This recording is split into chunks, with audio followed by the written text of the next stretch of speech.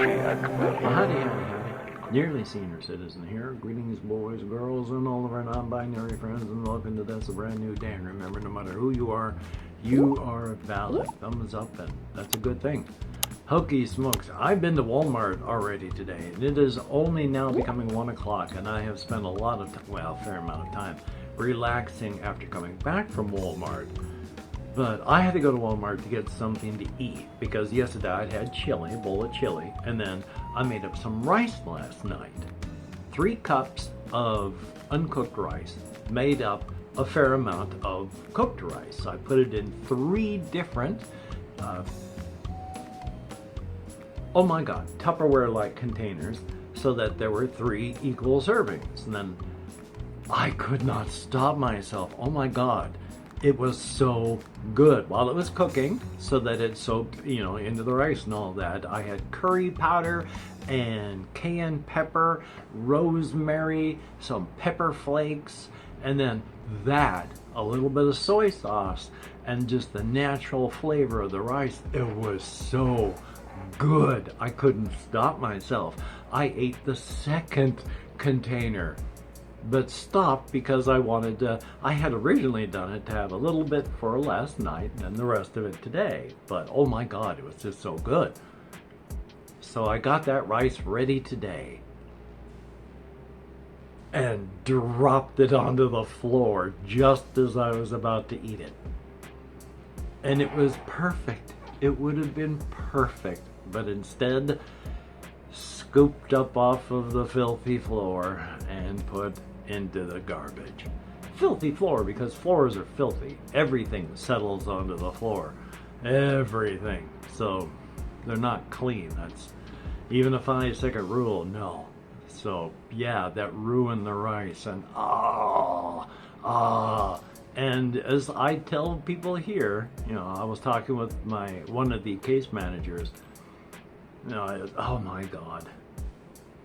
Yeah, it's gone. Once again, ADHD. I can't remember. I was talking about the floor, the rice, and case manager. I can't remember what I was going to tell her. ADHD. But my rice was ruined, so I got to make more rice for later. Because, oh my God, rice is good.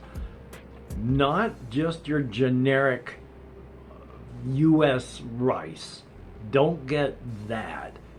Get, whatever brand it is, but go for the jasmine. I don't have the container that's got the name on it, but it's like Bismati. It's not abiogenic, but I can't remember what the name is. But oh my God, it's all so good. The jasmine rice is more clumpy and becomes sort of an amorphous mass depending on how much water you use. And the other type, all the kernels will they'll plump up and be just nice and soft, but they stay much more distinct. So thumbs up for that. Anyway, though, just thought I'd mention it. So yeah, walked off to Walmart and yeah. So anyway, I do have some stuff up here written down. Some of it I can't remember, but it has to do with cryptids. This one is something I wanted to talk about, and I don't know how I'm going to be able to talk about without getting demonetized. So I'm going to be using a lot of words that sound like other words, but because I don't want to get demonetized. But we're talking solo RPG stuff here with the game 4 Against Darkness again. There was a throwaway in one of the books that goes so dark if you walk along that kind of path. The author is not afraid to go into very adult, mature concepts and ideas. And by adult and mature, I don't mean deep and philosophical. I mean, usual, getting frisky with another person so that, both of you will arrive at a certain destination that is, it feels so nice. So, yeah, they bring that up in a throwaway with a encounter with some monsters where they offer that you can go off your characters and get frisky with the monsters. Arrive at your destination, of course. And this heals you 1 hit point. This opens up such a can of worms that I do not think he was prepared to open at that point. Because at that point, why would you bother spending any money on potions? It just becomes more important that you as a party are less compatible as a fighting group and more compatible in getting frisky with each other. Because after a party, you just pair off and then everyone heals. Or, and this is where it starts to get dark, you could hire a healer, where the healer doesn't fight. They stay out of the battles. So that, if you extrapolate, you have to, while becoming frisky, arrive pleasurably at your destination for the healing to occur. This would imply that if you do not arrive at your destination, you don't heal. So the healer, not being damaged, would not need to arrive at any particular destination, but all of those that need healing just stand in line for their turn and heal up a hit point. Now, I horrified myself at just my mind going, okay, we're here, without being prepared for it, because I started thinking about the healer. After, like, 4 Against Darkness, because you can hire somebody, hire a healer, where after the rest of the party has gotten frisky, arrived at their destination, and healed their hit point, that the healer would then stand up, gather everything together, and then go off so that they could clean up and bathe. And then my mind went and hide in the shadows outside of earshot of the rest of the party, so that while they're crying, they can't hear their gut-sick cries. So yeah, that's a bit dark. Because, yeah, this also opens up. What happens when you got those monsters and what they're offering isn't consensual?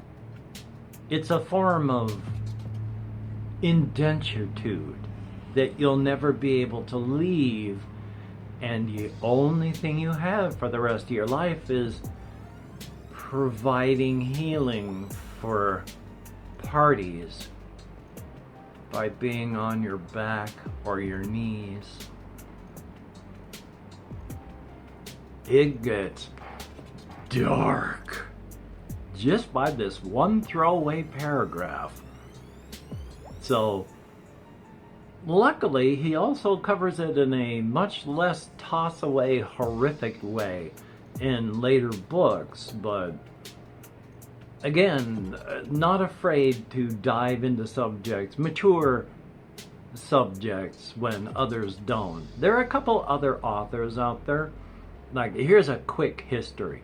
Way back in the 80s, the 1980s, early 80s, when I was in the Air Force, they had, from Steve Jackson Games, a magazine called The Space Gamer and The Fantasy Gamer. One of the running jokes for some time was the unofficial mascot being the naked elf chick. And then for a while, they would have the naked elf chick as a picture. And Liz Danforth, who is a very respected artist, would draw the half-naked elf chick, where, you know, not wearing anything, but in strategic positions where from the waist, you know, navel down, you couldn't see anything incriminating, but from up above, of course. Now let's see if I can remember where we're going. Yes, because of those authors that are just so thirsty, even today. There is a burgeoning solo RPG market, and one of the products is called there's a whole product line, Mythic, where they come up with a setting, a game system, but they also have a GM emulator, the Mythic game emulator, for solo play. But boy, is that author thirsty, because all that art, it just has, all of the female characters, and that they're all that way that I can remember. They're wearing either skin tight stuff or nothing at all.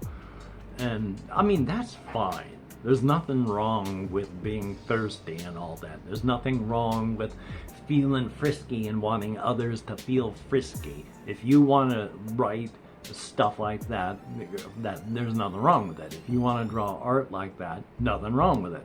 If you want to include that in your other work, just because it's something that you enjoy, again, nothing wrong with that. I'm not going to put it down. I'm just saying, I think this author is really thirsty, and it's showing up in their work. So thumbs up for that. I have been thinking of ideas. I've got stupid ideas on this one fantasy setting that I'm going to try and do for small bits of writing. That I still have an account somewhere on DeviantArt where I do small snippets of postings, mostly vor stuff, but hopefully some other things too. Just pleasant fantasy stuff. Anyway, though, I'm not going to tell you who I am there. That's up to you to find. If you're curious, I can't imagine anyone would be. Yay! Anyway, though, so yeah, I've been playing as many games as I can with this, which ain't much, so I haven't done much that way. I've been watching videos and trying to rest and sleep. There is, I can't remember if I mentioned this or not, where if you look on a map without, giving anything but just routes, if I'm here and Walmart is here and I'm in another place that I have to go here, one of the things that I've started doing is making a loop to go around this way. So that if I'm just have to go to Walmart and back, it's only like 0.7 miles to Walmart. So that's like less than 2 miles round trip. But if I make that trip around this way, it's almost 3. And if I go further down before I loop back over to the main road that comes all the way up to Walmart, the main road through there, Olympic Highway North if you're in Shelton. Well, if you're in Shelton, you already know that. But if I do that, it makes it a much, much longer trip. Not the 6 miles that I'm used to, but if I do that twice, once during the day and once in the evening, thumbs up for that. Because, I still got a lot of weight I gotta lose. Stress eating for the win. Oh yeah, that was one character that I still really like. And it's unfortunate for the poor Gabapentin for the win. For the poor individual, they start off when I'm beginning all of these tales of such. They are a very neurotic character, which is unfortunate. They have a lot of social anxieties, regular anxieties. They're near obsessive with some things, and they got a lot going on up here, which is unfortunate because in the Cryptid world, basically everybody is suffering from some form of PTSD, and there ain't no therapists. There ain't #1 therapist anywhere. They don't even know the idea. All they do is just go out and eat someone if they feel bad. So he's suffering from a lot of issues. And he's a werewolf. He's Reginald the werewolf. And again, a lot of issues, but goes by Reginald. Nice enough that everybody gets one. In that you can call him any name other than Reginald and you're going to get a solid, severe talking to hopefully put the fear of God into you. Because the second time you don't call him Reginald, he will hurt you very badly in a way that you will never recover from for the rest of your life. And if there's a third time, he just eats you. Now, he's a nice werewolf in that most of the cryptids out there wouldn't even let you get to the first stage. You start to say it wrong, they just start to chow. Reginald is a nice werewolf. They spend their time mostly in their hybrid wolf-human form because their actual real non-lycanthropic form is being a cryptid wolf. And then when they change, they become cryptid wolf-human. But they're a nice fellow, and while they don't get any sort of therapy, there's this one character that manages to connect with them in such a way that while people are still frightened of them, they're able to integrate more into the community. So while they still have issues, social anxieties and anxieties and all this, they're much less strong through the acceptance of community. Thumbs up for that. And of course, cryptids, I've mentioned that human cryptids, they look fit and toned without doing any effort at all. But of course, that depends on the type of cryptid you are, because there's one cryptid, Nathaniel Hunter, works for an insurance corporation. He's fat, got thinning, balding hair, always sweating, but that's the type of cryptid he is. He's still fit, just fat.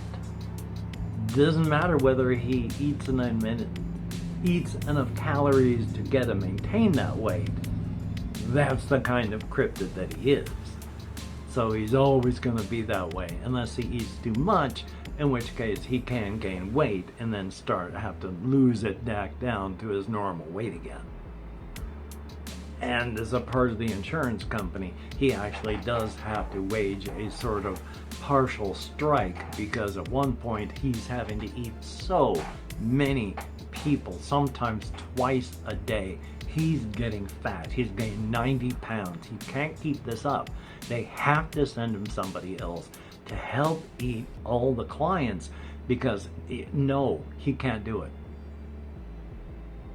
So yeah, thumbs up for that. And then I had a whole bunch of other cryptid talk that I can't remember right now because ADHD. Is there anything else on my list other than saying I'm getting really close to drawing out that map that I talked about for the solo RPG stuff? What I'm going to be doing, I'm not sure. Oh, real quick before I go, because that reminded me.